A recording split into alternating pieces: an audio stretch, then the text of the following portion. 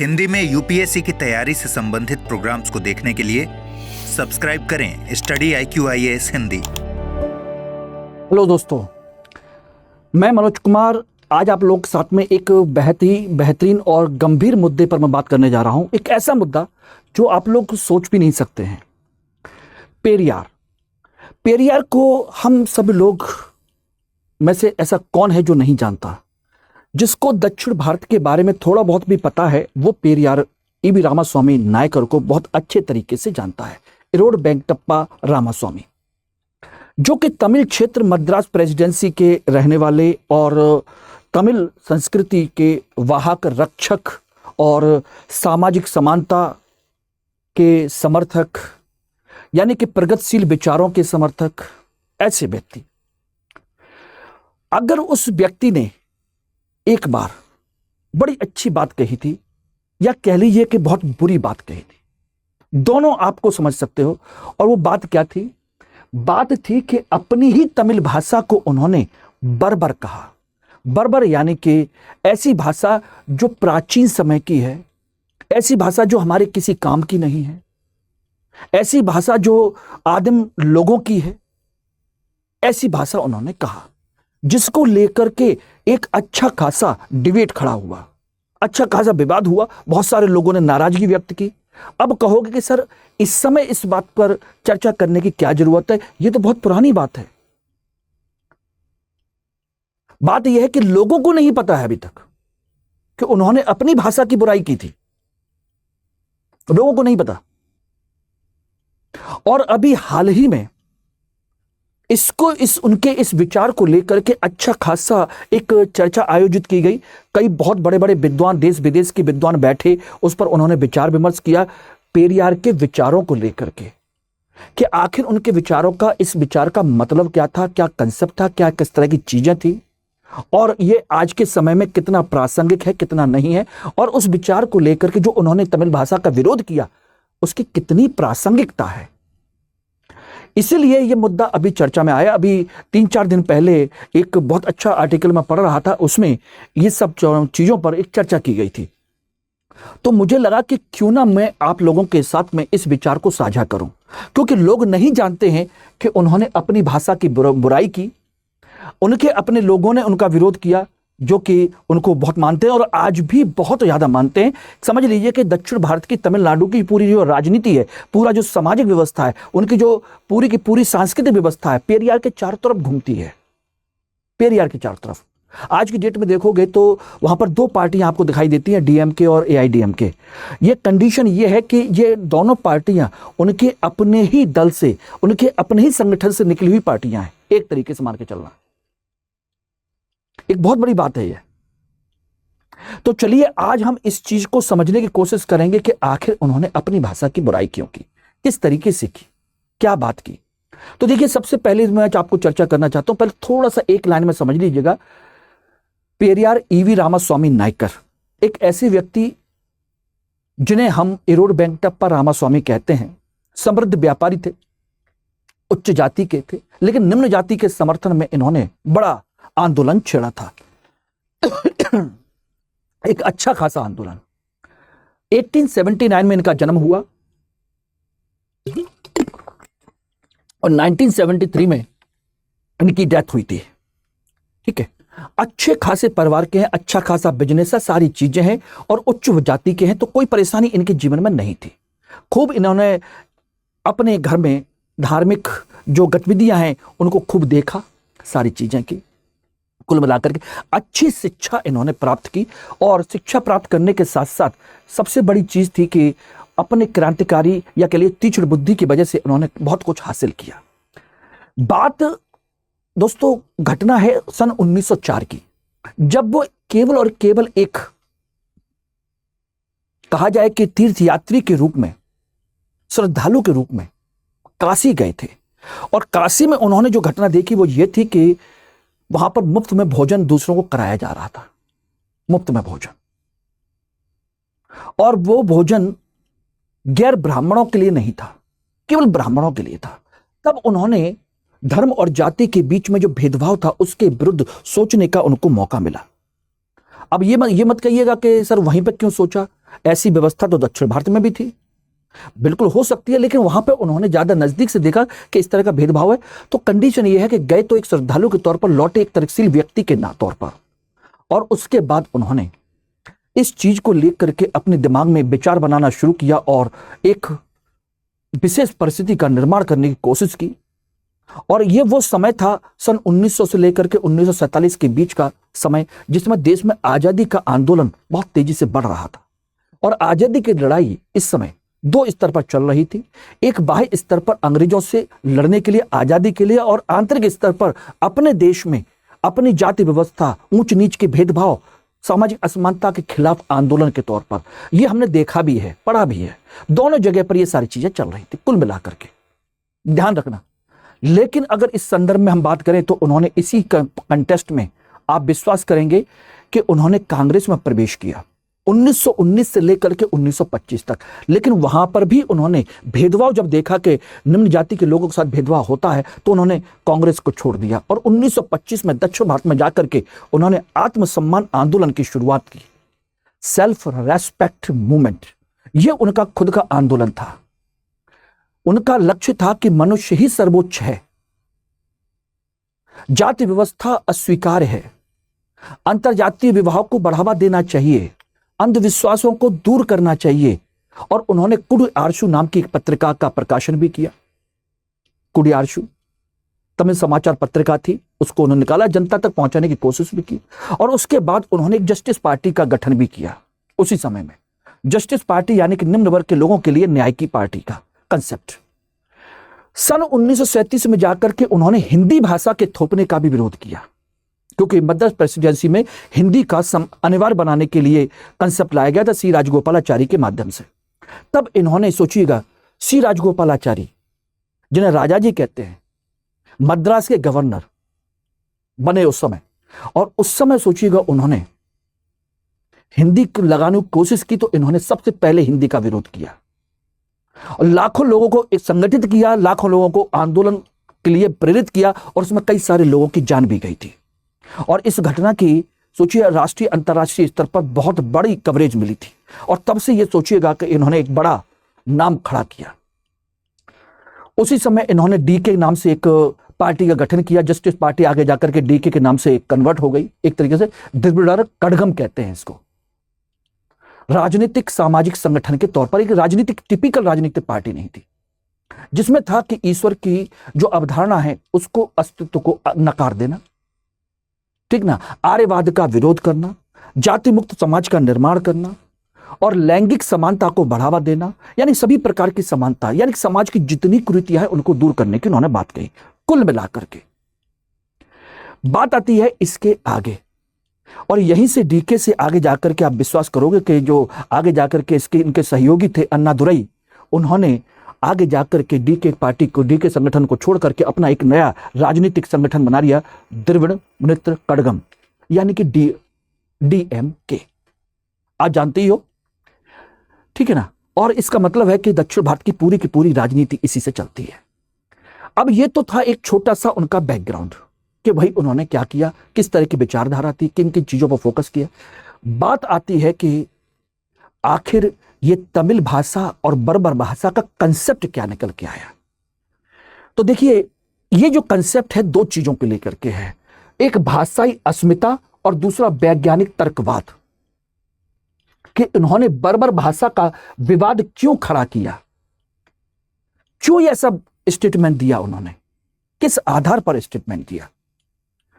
इसको समझने से पहले आपको समझना होगा कि जो व्यक्ति अपनी भाषा का विरोध कर रहा है उसके पहले आइडियोलॉजी को समझना होगा। और दोस्तों, उनकी आइडियोलॉजी, ध्यान रखिएगा, दो चीजों पर है। मैंने कहा था आपका, एक बाहरी संघर्ष और एक आंतरिक संघर्ष।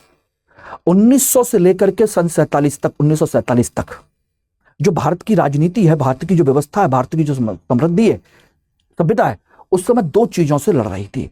एक तरफ गुलामी की जंजीरों को तोड़ने के लिए हम बाहरी स्तर पर लड़ रहे थे अंग्रेजों से, और दूसरी तरफ हम आंतरिक स्तर पर अपने अंदर एकता बनाने की कोशिश कर रहे थे। उनमें आपने नाम सुना होगा ज्योतिबा फुले, अंबेडकर, पेरियार, ऐसे बहुत सारे लोग, सभी के सभी इसमें शामिल हो रहे थे कुल मिलाकर के। और सब जगह पर यह आंदोलन फैल रहा था, उत्तर में भी, दक्षिण में कुछ ज्यादा, उत्तर में थोड़ा कम, लेकिन था। सामाजिक धार्मिक सुधार आंदोलन, जाति सुधार आंदोलन, निम्न जाति सुधार आंदोलन, इस तरह के आंदोलनों के संदर्भ में आपने मेरी क्लास में पढ़ा भी होगा। ये सारी चीजें चल रही थी और इस संदर्भ में द्रविड़ अस्मिता के नायक के तौर पर इन्होंने अपनी भाषा का विरोध किया, जबकि ये द्रविड़ सभ्यता की, द्रविड़ अस्मिता के लिए लड़ भी रहे थे। और उस समय इन्होंने अपनी भाषा को बर्बर भाषा कहा। बात ये आती है कि ये इनका कोई द्वेष था या कोई रणनीति थी या कुछ और था।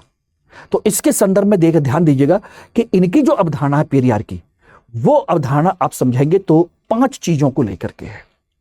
देखिए, पहला, इन्होंने हमेशा तर्कवाद को बढ़ावा दिया। सत्य का एकमात्र मापदंड है धर्म ग्रंथ, नहीं है तर्क। किसी भी बात को समझना हो तो तर्क के माध्यम से ही सिद्ध किया जा सकता है। धर्म ग्रंथों के माध्यम से इसको सिद्ध करना आसान नहीं है और संभव भी नहीं है। और उन्होंने कहा कि जो अनुभव से सिद्ध ना हो उन्हें नहीं मानना चाहिए, यही असली धर्म है। यह इनका मानना था। दूसरा, जाति उन्मूलन, जाति प्रथा, बोले जन्म के आधार पर कौन श्रेष्ठ होता है, इसको खत्म करो।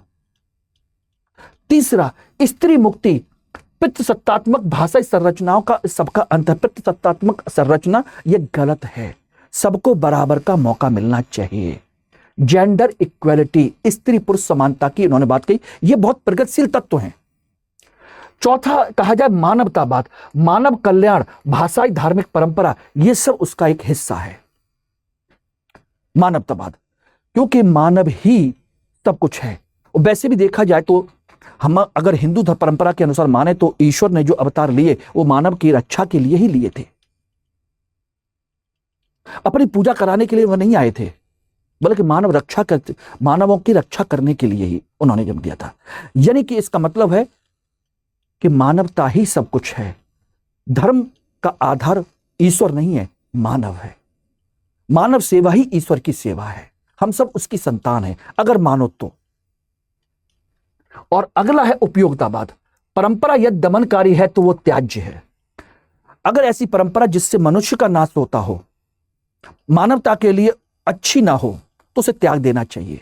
जेरेमी बेंथम और स्टुअर्ट मिल के सिद्धांत काफी हद तक उपयोगितावादी सिद्धांत यही नजर आपको आते भी हैं, यूरोपियन सिद्धांत कहीं ना कहीं, ठीक है ना। तो जब यह अवधारणा आपने समझ ली तो अब आप समझ सकते हो कि इन्होंने अब ये अपनी भाषा का विचार या विरोध क्यों किया होगा, कैसे किया होगा। देखिए, उन्होंने अपनी तमिल भाषा को बार्बरिक लैंग्वेज कहा था। उन्होंने साफ साफ कहा था कि मुझे दुख है कि तमिल विज्ञान और तर्क की भाषा नहीं है, जबकि अंग्रेजी इसकी भाषा बन चुकी है। यानी कि जो चीज अंग्रेजी में है वो विज्ञान में, इसमें तमिल भाषा में नहीं है। और ये बहुत एक रणनीति थी उनकी, जिससे कि लोगों को चोट लगे अपनी भाषा को लेकर के, उनको गहराई तक उनको समझ सके। मुझे दुख है कि तमिल विज्ञान और तर्क की भाषा नहीं बन सकी जैसा कि अंग्रेजी बन गई। बार्बरिक का मतलब यही है कि भाई ऐसी भाषा जो वैज्ञानिक विचारों को व्यक्त करने में सक्षम नहीं है, बर्बर भाषा उन्होंने कहा। ऐसी भाषा जो अंधविश्वासों को और मिथकों को बढ़ावा देती है, ऐसी भाषा जिसमें आधुनिक विज्ञान, प्रौद्योगिकी और समाजशास्त्र के पद और उनकी शब्दावलियां नहीं है, ऐसी भाषा जो कठोर है, जातिवादी है और सामाजिक व्यवस्था को वैधानिकता प्रदान करती है। इसलिए मैं इस भाषा को बर्बर भाषा कहता हूं, यह पेरियार ने कहा था। इसका मतलब उन्होंने लोगों को गाली नहीं दी, बल्कि भाषा की वर्तमान स्थिति की कठोर आलोचना की। उस समय कठोर आलोचना, यानी कि उन्होंने किसी को बुरा भला नहीं कहा। उन्होंने सिर्फ और सिर्फ एक रणनीति के तहत कहा कि भाई वर्तमान की जिस भाषा के लिए चल रहे हो ना, उससे हम कभी भी समाज में आगे नहीं बढ़ पाएंगे उस भाषा को लेकर के। इसका मतलब है अगर आगे बढ़ना है, अपनी भाषा को बनाए रखना है, तो उसमें उन सारी चीजों को शामिल करना होगा, तर्क को शामिल करना होगा, अंधविश्वास को बढ़ावा देने वाली चीजों को हटाना होगा, विज्ञान की भाषा को समेटना होगा। अगर ये कर सकते हो तो ठीक है, नहीं तो ये बर्बर भाषा है, इसका कोई मतलब नहीं है। यानी कि यह वैज्ञानिक नहीं है, सामाजिक रूप से पिछड़ी है। कठोर आलोचना, जिसको बुरा लगे लगे, यह उन्होंने साफ साफ कहा था। बात समझ गए? इसका मतलब है कि इससे धार्मिक और जातीय जो जड़ता है उसको बढ़ावा मिलता है। साहित्य की प्रकृति, पारंपरिक साहित्य तार्किक नहीं था उस समय का साहित्य। यह पुराणों, चमत्कारों, अंधविश्वासों से भरा पड़ा है। अगर उस समय तमिल साहित्य की बात की जाए तो ऐसा ही है। सामाजिक, इसमें सामाजिक लागत क्या है? जातिगत पदानुक्रम को बढ़ावा देती है, असमानता को वैध ठहराती है। पेरियार का तर्क है साहित्य दमनकारी व्यवस्था का पोषक है और वह बर्बर है। यदि कोई साहित्य किसी भी दमनकारी व्यवस्था का समर्थन करता है तो वो बर्बर है, और तमिल उस तरह की भाषा है। ये उन्होंने कहा उस समय पर, तो गलत नहीं कहा उन्होंने। उस समय के हिसाब से वो चीजें थी, क्योंकि उसमें जो साहित्य लिखा गया वो ऊंच नीच की भावना को बढ़ावा देता है, क्योंकि अधिकांश साहित्य लिखने वाला उच्च वर्ण ही था। दूसरा, इसमें वैज्ञानिक शून्यता है। क्या है? वैज्ञानिक शून्यता। इसमें वैज्ञानिक शब्दावली का अभाव है, बौद्धिक गतिरोध को बढ़ावा देती है ये, क्योंकि काव्यात्मक तमिल में फंसा हुआ है और वैज्ञानिक तमिल इसमें है ही नहीं। यानी कि वैश्विक ज्ञान के साथ इसका तालमेल बैठा ही नहीं सकते। इंग्लिश के साथ तमिल को कैसे एडजस्ट करोगे? इसलिए आपने देखा होगा आधुनिक काल में जितने भी अच्छे विद्वान हुए, चाहे राजा राम मोहन राय हुए या कोई और हुए, उन्होंने अंग्रेजी का साथ देने की बात क्यों कही थी? क्योंकि अंग्रेजी माध्यम में उनको नया ज्ञान मिल रहा है, मॉडर्नाइजेशन के कंसेप्ट मिल रहे हैं, ये सारी चीजें हो रही हैं कुल मिलाकर के। तो बात समझ में आ रही कि नहीं आ रही? वैज्ञानिक शून्यता का मतलब, यानी कि तमिल माध्यम से पढ़ने वाले बच्चे वैज्ञानिक ज्ञान हासिल नहीं कर पाएंगे। उच्च जाति के बुद्धिजीवी जो अंग्रेज जानते हैं वो अधिक अवसर पा जाते हैं, और आज भी सच्चाई यही है। इसीलिए अधिकांश लोग अब अंग्रेजी मीडियम की तरफ बढ़ रहे हैं। तमिल भाषा की जो स्थिति है एक बौद्धिक जड़ता की स्थिति है, वो कविता की भाषा है, विज्ञान की नहीं है। पेरियार ने कहा कि तुम्हारी भाषा तुमसे कह रही है कि राम ने यह क्या किया, या राम ने यह किया, कृष्ण ने यह क्या किया। अंग्रेज तुम्हें क्या दिखा रहे हैं? न्यूटन दिखा रहे हैं, डार्विन दिखा रहे हैं, ठीक है ना, मार्क्स पढ़ा रहे हैं, सारी चीजें हैं। हर तरीके से तर्क और विज्ञान को बढ़ावा देने की बात कह रहे हैं। और हमारे साहित्य क्या कह रहा है? राम और कृष्ण ने क्या किया। यह पेरियार का कथन था, यह थी कंसेप्ट। इसका मतलब है कि अंग्रेजी बनाम मातृभाषा सामाजिक गतिशीलता का साधन है। धर्म और जाति का, उस समय की जो तमिल है धर्म और जाति की रक्षक है, उच्च जाति का वर्चस्व है, परंपरा है। लेकिन अंग्रेजी ज्ञान का लोकतांत्रिकरण कर रही है, ज्ञान को सब जगह दे रही है, सत्ता को चुनौती दे रही है। प्रशासनिक सेवाओं में ब्राह्मणवादी एकाधिकार को तोड़ने का अधिकार है, हथियार है इंग्लिश। तो जो इंग्लिश पढ़ेगा वो प्रशासन में चला जाएगा। दलित बहुजन समाज का सशक्तिकरण का माध्यम है इंग्लिश। अब बताइए, अगर यही चीज रहेगी तो लोग अंग्रेजी पढ़ेंगे, तुम्हारी भाषा क्यों पढ़ेंगे? बताइए, तमिल क्यों पढ़ेंगे? क्योंकि तमिल में कुछ है नहीं। नौकरी चाहिए कि कौन सी भाषा चाहिए? अंग्रेजी। यही है सच्चाई। यह उन्होंने कहा था। हालांकि उन्होंने साफ साफ कहा था कि तमिल में अंग्रेजी के समान कोई शब्द नहीं था, जिसे आज हम लोकतंत्र, धर्मनिरपेक्षता, तर्कवाद, समाजशास्त्र कहते हैं। इस तरह के शब्द तमिल भाषा में थे ही नहीं। इसीलिए उन्होंने अंग्रेजी का समर्थन किया था, तमिल की बुराई की थी। तमिल की इसीलिए बुराई की थी। भाषा का दर्शन, साधन बनाम साध्य। भाषा साधन है, साध्य ये रही। अगर आप तमिल भाषा पढ़ते हो तो आपका साध्य ये रहा। भाषा मानव के लिए है, मानव भाषा के लिए नहीं है। इसलिए भाषा को बदलो, भाषा को सुधार करो।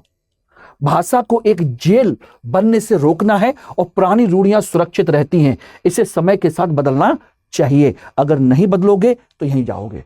अब देखना यह है कि इसकी जगह पर आप विज्ञान का विकास करना चाहते हो, जिससे आप अपने समाज का विकास कर सकते हो, या क्या? अगर आप अंग्रेजी चाहते हो तो यहां जाओगे और तमिल चाहते हो तो यहां पर जाओगे, या फिर अपनी तमिल में, अपनी भाषा में उस जड़ता को समाप्त कर दीजिए, उस जड़ता को समाप्त कर दीजिए। यह था उनका कथन, यह था, इसका मतलब था, उनका कहने का मतलब था साफ साफ कि तमिल भाषा उन्हें पिछड़ा बना रही है, वह उनका शोषण करने में एक सहायक बन रही है। इसलिए उनका अर्थ यह नहीं है कि तमिल को समाप्त करो, उनका अर्थ था तमिल को सुधारो, उसे आधुनिक बनाओ, मानव मुक्ति का साधन बनाओ। यह था उनका मकसद। इसलिए उन्होंने उसको बर्बर, बेकार और निरर्थक भाषा कहा था। यह ध्यान रखिएगा, यह था उनका कंसेप्ट। यानी कि उनकी कंसेप्ट था सांस्कृतिक राष्ट्रवाद, अतीत का महिमा मंडन, कि हमारा अतीत ऐसा था, वो पुराना साहित्य ये कहता है।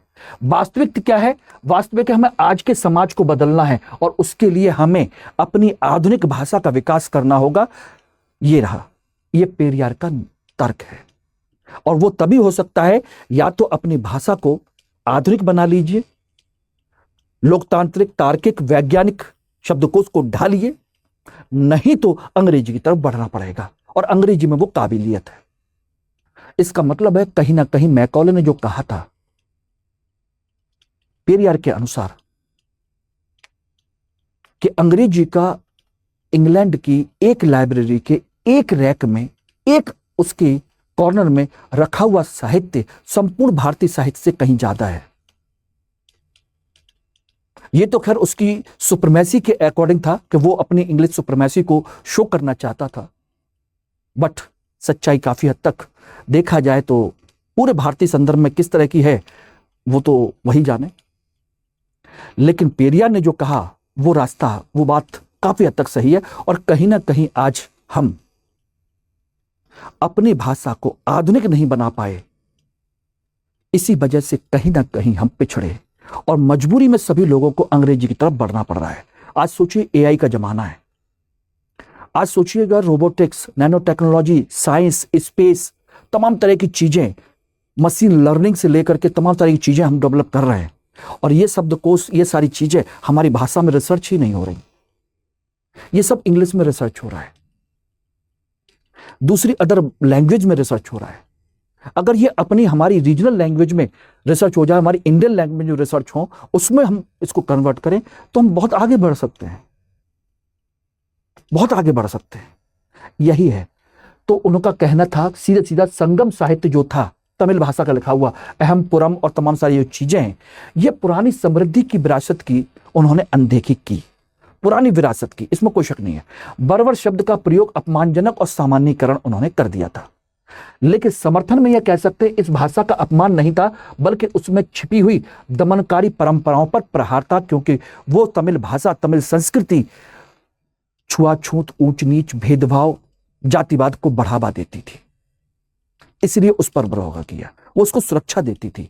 उनका यह शब्द झकझोरने वाली रणनीति थी जिसने तमिल को धार्मिक बेड़ियों से मुक्त किया। और उसके बाद हकीकत में यह हुआ, उसके बाद हकीकत में यह हुआ कि तमिल भाषा को आधुनिक बनाने के लिए बड़े स्तर पर काम हुआ और आज तमिल भाषा काफी हद तक आधुनिक हो चुकी है, काफी हद तक हो चुकी है। आज तमिल एक शास्त्रीय भाषा भी है और विज्ञान और तकनीक की भाषा भी है। पेरियार की इस आलोचना ने समाज में आत्ममंथन करने के लिए उनको मजबूर किया और निष्कर्ष ये निकला कि कड़वी आलोचना ने आधुनिकीकरण के लिए एक उत्प्रेरक का काम किया, जस्ट लाइक अ कैटलिस्ट। लोगों के अंदर प्रेरणा पैदा की कि भाई सुधारो इसको, समझो इसको। ये एक कंसेप्ट था कुल मिलाकर के, और इस तरीके से ये सारी चीजें हैं।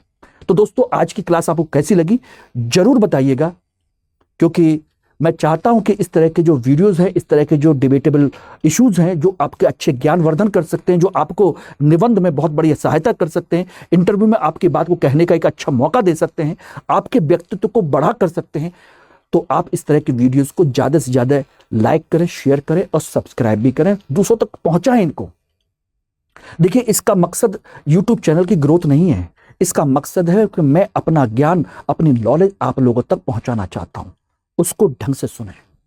वरना यूट्यूब चैनल को चलाने के बहुत सारे तरीके हैं और जानते हो वो रील्स हैं, कॉमेडी या इस तरह की जो चीजें हैं उनसे ज्यादा व्यूज आते हैं। ये पढ़े लिखे लोगों का समाज बनाना है। और you are not the common man, you are above the common man. ये मेरी अवधारणा है कि आपको समाज में आम आदमी से ऊपर उठाना, आपके नॉलेज को, आपके दिमाग के स्तर को ऊंचा उठाना है। और इसमें मैं आपका सहयोग चाहता हूं, इसलिए मैं चाहता हूं कि इसको ज्यादा से ज्यादा लोगों तक शेयर करें। ठीक है ना? धन्यवाद। हिंदी में यूपीएससी की तैयारी से संबंधित प्रोग्राम्स को देखने के लिए सब्सक्राइब करें स्टडी IQ IAS हिंदी।